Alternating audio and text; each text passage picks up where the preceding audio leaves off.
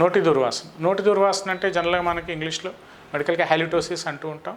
Foul smell breath కానీ offensive వాసన అంటే ఒక రకమైన వాసన రావటం అనేది నోట్లోంచి వస్తూ ఉంటుంది. సో ఈ వాసన వచ్చినప్పుడు జనరల్గా ఎదుటి వాళ్ళతో మనం మాట్లాడాలన్నా అన్ఈజీగా ఫీల్ అవుతాం, డిస్కంఫర్ట్గా ఉంటుంది, ఎదుటి మనిషికి కూడా చాలా అన్ఈజీగా కనిపిస్తూ ఉంటుంది.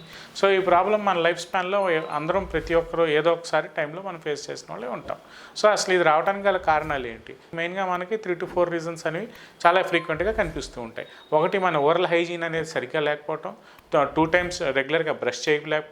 మూడో రీజన్ ఏంటంటే ఏదైనా టాన్సిలైటిస్ కానీ సైనసైటిస్ లాంటి థ్రోట్ ఇన్ఫెక్షన్స్ ఏమైనా ఉండటం, ఈ క్రానిక్ రికరెంట్ థ్రోట్ ఇన్ఫెక్షన్స్ అనేవి రావటం, లేదంటే హెచ్ పైలోరీ ఇన్ఫెక్షన్స్, ఏదైనా మనకి హెచ్ పైలోరీ వలన gastritis related problems, gut related problems ఉండటం వల్ల కూడా నోటి దుర్వాసన వచ్చే ఛాన్స్ అయితే ఉందండి. సో ఐదో కారణం ఏంటంటే ఏదైనా గట్ బ్యాక్టీరియా అనేది ఎక్కువగా మనకి ప్రొడ్యూస్ కాకపోవటం వల్ల కూడా మనకి ఈ నోటి దుర్వాసన అనేది రావడానికి కారణం ఉంది.